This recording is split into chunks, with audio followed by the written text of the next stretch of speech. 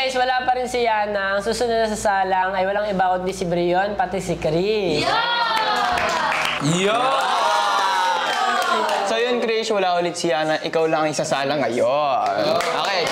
Ready ka na ba? Siyempre naman. The timer starts now. Nag-serve kami 100 na tao. Unang tanong, anong mabibili mo sa 20 pesos? Soft drinks. Anong pwede makita sa ilalim ng kama? Pera. Anong bagay na ayaw mong malaglag? Phone. Anong dahilan bakit nagkakating classes? Ulan.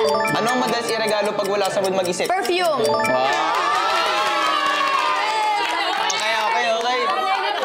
Magaling. Ups. So, Krish, nakakuha ka na 5 sagot sa loob ng 25 seconds. Wait lang. Brion, may favor kasi ako eh. Kasi lagi mo kong iniiwasan.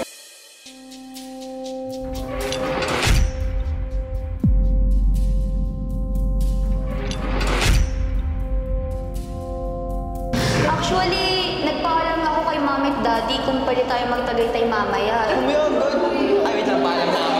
Sige, magpaalam ka. Pwede mo sumama?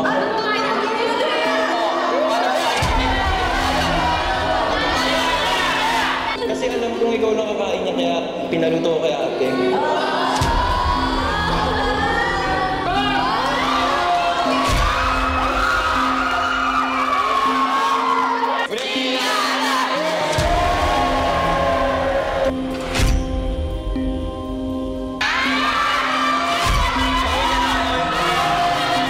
Teka lang bago mag-start, Brion.